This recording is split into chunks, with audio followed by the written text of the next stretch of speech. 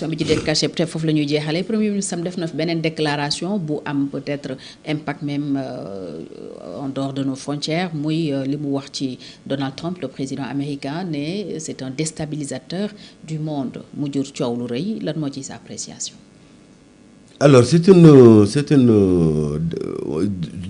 du point de vue du principe man damaa gëm ni donc le débat donc démocratique dafa war a libre.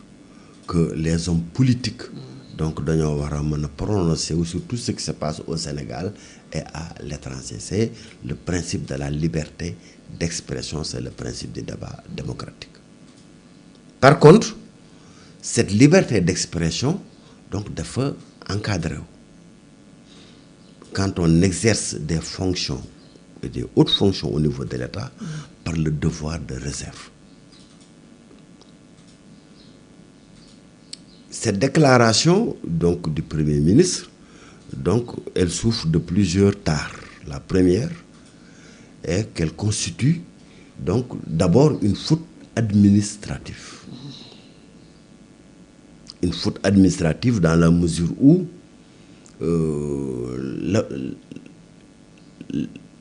l'étranger, la diplomatie est un domaine réservé exclusivement au président de la République.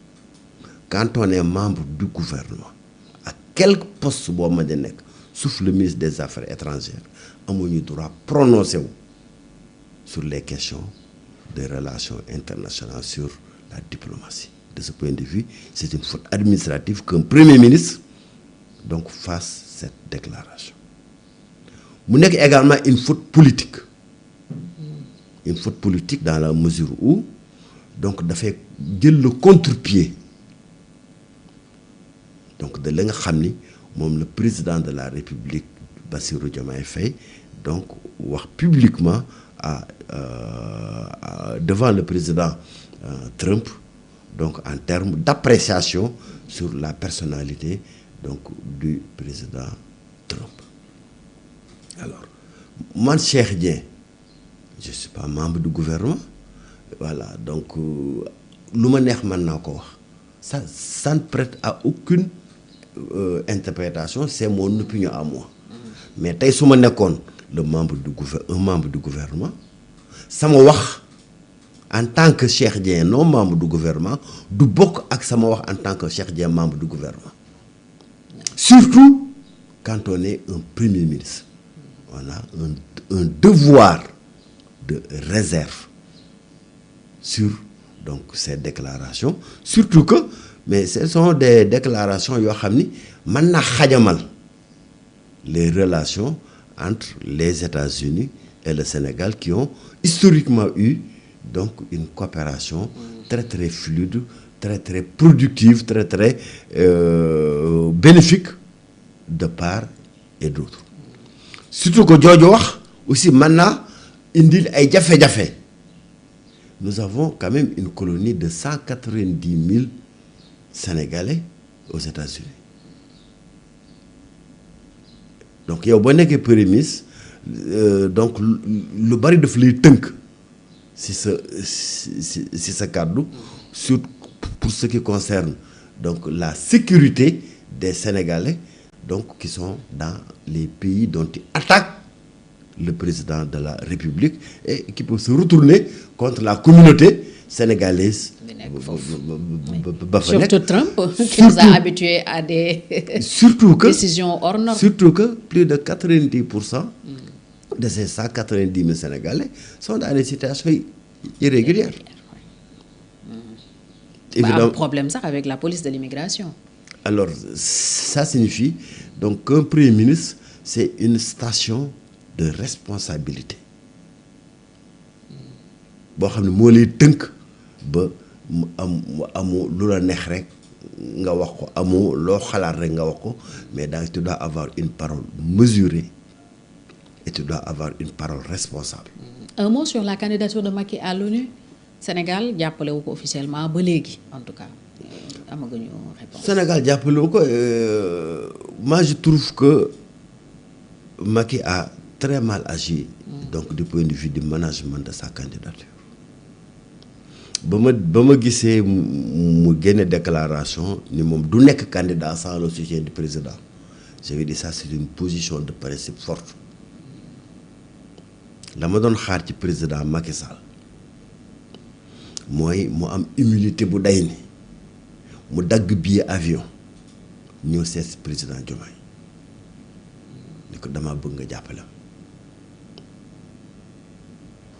mais du worma du respect ci un poste aussi prestigieux que celui du secrétaire général de l'ONU nga mën a dagg billet dem France waxtaan ci ak le président Macron mën a jël avion dem Côte d'Ivoire waxtaan ci ak le président Ouattara te mënoo sol saw daal dem ba palais de la République waxtaan ci ak ce président de la République de ton propre pays.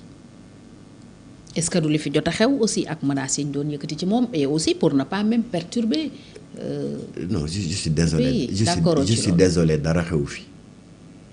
li fi xew 2023 dara xew fi ak liñ ko fiy wax yëpp. non ba Macky bi mu fi jógee léegi da ngaa gis une information judiciaire ouverte contre Macky. mais Pastef menacé na ko fi sax ne bu ñëwee dañ koy arrêté. mais Pastef c'est pas le président. ci législative yi. je suis désolé Pastef c'est pas le président. xam nga aussi. kon bu ñëwoon jàppoon ne mën na provoquer benn trouble quelqu'un ku toll ni un ancien président de la République. mënta tenir compte ay waxu caaxaanu waxu réseaux sociaux mais non quand même yooyu ay caaxaan la président Macky Sall bu ñu koy poursuivre xam nañ nan lañ koy poursuivre. lettre bi mu bind. il y a rien non pour man c'est pas du respect au président de la République. c'est pas du respect. mënoo bëgg. poste bu day ni secrétaire général ONU sa pays war koo porter te même balaa nga koy wax à l'extérieur solo saw daal ñëw toog ak sa président de la République waxtaan ci ak moom. est-ce que Macky bu ñëwoon du provoquer ay troubles. ban trouble lay provoquer waaye Macky Sall c'est du passé on l'a combattu pendant 12 ans jóge na fi. mais taxul ñu bàyyi ko chaque jour. c'est du Macky Sall c'est du passé. mais chaque jour ñu wax ne Macky ce régime là ne évidemment il y a un héritage catastrophique que le président Macky Sall nous a laissé mais c'est pas par hasard qu'on l'a combattu pendant 12 ans Macky dañ ko xeex pendant fukki at ak ñaar parce que d'accorduñ ci ñu yore réew mi d'accorduñ ci ñu doon gérer suñu ressources d'accorduñ ci ñu doon gérer suñu démocratie d'accorduñ ci ñu doon tëj ak tijji. mais ça ne fait pas de Macky a un passif extrêmement lourd. mais ça ne fait pas de lui persona non grata. Non, absolument pas. Okay. Macky Sall est un Sénégalais comme vous et comme moi. Mais aujourd'hui, il n'y a aucune action judiciaire intentée contre le président Macky Sall. Kon bu bëggee ñëw Sénégal mais day dagg bi avion ñëw Sénégal mais kan moo ko mën a téye sur la base de quoi. alors malgré que Sénégal jàppale wu ko quand même jàpp nga ne am na ay chance au vu de yëf yi ni muy demee. bon xam nga foofu moom les gens font beaucoup de bruit. En réalité il y a 5 membres du Conseil de sécurité qui sont décisifs dans cela. Il y a un ensemble de règles etc. ONU quand même du affaire u caaxaan. am na un mécanisme interne c'est pas le bruit dans les réseaux sociaux ce n'est pas donc les campagnes médiatiques c'est pas les conférences de presse etc. qui feront de Macky le prochain secrétaire général de l'ONU. Man ce que je lui conseille vraiment aujourd'hui donc pour donner plus de crédit à sa candidature mooy mu jël avion ñëw gis président Bassirou Diomaye Faye waxtaan ak moom loolu dina bokk ci li gën a crédibiliser sa candidature. sans loolu jàppoo ne am na. non bon sans loolu en fait c'est pas le Sénégal. Oui. Qui peut l'élire ou ne pas l'élire mais day sakk ci moom. mais day sakk ci moom day sakk ci Sénégal que président Macky Sall su bëggee nekk président ONU. secrétaire général bu bëggee nekk secrétaire général de l'ONU donc mu ñëw waxtaan ci ak son président en exercice. waaye du ko sonobe du ko xeeb ba koy bind ay lettres yu muy sànni naan bind naa ko lettre xam nga loolu aussi ñi koy wax dañoo respectuwul seen réew c'est-à-dire nit ki aussi commencer par respecter ton président de la République soo bëggee ñu respecter ko à l'étranger. Et le premier conseil donc qu'on peut donner au président Macky Sall et à tous ceux qui soutiennent sa candidature, c'est vraiment de faire ce déplacement-là dem toog waxtaan ak président Diomaye bu fa génnee nag donc lu président Diomaye def nit ñi dañ mën a apprécier ni d'accord nañ ci wala d'accord. parce que dina fekk Macky def na li mu war a def yëpp. jërëjëf docteur Cheikh Dieng maa ngi lay gërëm bu baax amoon mbégte dalal la ci FAF bi di la gërëmaat bu baax a baax. ci mais ça a été un plaisir de discuter avec toi à bâton rompu pendant 1 heure de temps. Je pense que li mooy Sénégal on peut être d'accord, on peut ne pas être d'accord sur beaucoup de choses, mais il faut que les Sénégalais se parlent. La démocratie est vit du débat contradictoire te man lu ma gëm mooy donc que les Sénégalais war nañoo gën a waxtaan mais li mu gëm aussi mooy ni Sénégalais yi war nañoo wàññi politique bi te liggéey parce que nag président Macky Sall bokkoon na ci liñ ko doon xeexee mooy trop de politique te aujourd'hui loolu la Pastef bëgg a imposer ci réew mi mooy des débats politico-politiciens pendant 5 ans, pendant 12 mois, pendant 1 semaine, pendant 24 heures. Et il faut aujourd'hui que le débat politique soit davantage orienté sur les vraies solutions qui se posent. On a parlé pendant 1 heure de temps, laajoo benn solution ci wàllu agriculture. laajoo benn solution ci wàllu nawet bi ñu jëm ci wàllu environnement laajoo benn solution ci la crise donc de l'éducation bi ñuy vivre et cetera mais c'est pas votre faute mais c'est parce que nous sommes aujourd'hui dans un débat éminemment politicien ñun nag ñu ciy garder suñu personnalité mooy di wax dëgg avec les Sénégalais di jàkkaarloo ak Sénégalais yi duñ xool luy sunu intérêt mais di xool lan mooy intérêt au Sénégal di xool lan mooy intérêt au Sénégalu ëllëg et de ce point de vue là c'est un appel que j'ai fait à la presse en général que bu ñu amee 30 minutes même bu ñu amee 1 heure de temps même bu doon 30 minutes même bu doon 15 minutes ñu génn ci débat politiciens yi dugg sur les solutions les propositions de solutions parce que su ma ci waxee keneen ku ci am xam-xam ni man wax ci leneen loo xam ni donc dafay indi une contribution wala daf koy weddi wala daf koy dëggal dina tax de plus en plus Sénégal yi di gën a yeewu ci seen dundin mais duñu continuer rek di leen sëlëm ci waxu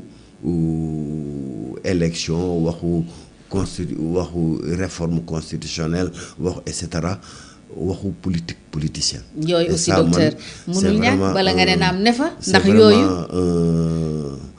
un appel que je lance à la presse en général. dëgg la bu ñu ko jot bi mayoon dinañ dugg ci yeneen mais bala nga ne naam ne fa stabilité ak dal bu amul yi ngay wax yëpp xëy na ki ko toppatoo sax du ko tal wala même buñ ko defee xëy na du am njeexital. mais c'est parce que justement dañoo nekk ci jaljali tout le temps. mais dañoo war a am recul. dañoo war a am recul ni jaljal bi du luy intéressé Sénégalais. Sonko nekk candidat wala bañ a nekk candidat 2029 ce n'est pas fi ñu toll la tasse de thé des Sénégalais. jafe-jafe yeneen la tasse de thé des Sénégalais. mooy ñu lekk. mooy ñu naan. mooy ñu am courant. mooy ñu am ndox mooy ñu faju et cetera. bu ñu àggee 2029 nag ñu doog a xool kan may nekk candidat ak kan mu dul nekk candidat. waaye ñu war a lijjanti lool bu ñuy xeex aussi day doy waar foog ñu xool seen diggante ni mu demee d'accord naa docteur beneen yoon dinañ am jotaay bu gën a yaatu incha allah mën a dugg sur d'autres questions comme ni nga ko waxee effectivement mooy am njeexital ci dundu askan mi waaye nag ñi war a lijjanti aussi suñu dund bu ñuy xeex mbaa di xuloo foog ñu jubóole leen lijjanti seen diggante ba pare soog a jublu ci leneen jërëjëf docteur ñu ngi lay gërëm bu baax. mais di la gërëm di la sant bu baax a baax di sant di gërëm bu baax a baax donc tous les les téléspectateurs, internautes donc qui nous ont suivis donc sur votre plateau. jërëjëf di la sant bu baax a baax. jërëjëf docteur Cheikh Dieng président parti Fepp Tawfekh waxuñu sax ci sa parti ndax waxtu bi moo ñu xaw a xoj tuuti nekkoon itam directeur général bu ONAS yaakaar naa doo fi gëjaat dinañu amaat yeneen jotaay. waxtaanee waat réew mi incha allah di ko gërëm bu baax vraiment je marque toujours man ma disponibilité. jërëjëf parce que yow da ngaa nekk ku baax. jërëjëf donc nekk sama xarit. jërëjëf waaw loolu dëgg la jërëjëf docteur Cheikh Dieng di gërëm ñu doon teewlu ci Sans Frontières TV ak Sénégal Info yëpp c'était Faf face à Fatou di gërëm également Khalil mi ne woon ci régie bi beneen jotaay yu Faf àllarba incha allah jaa ngeen jëf.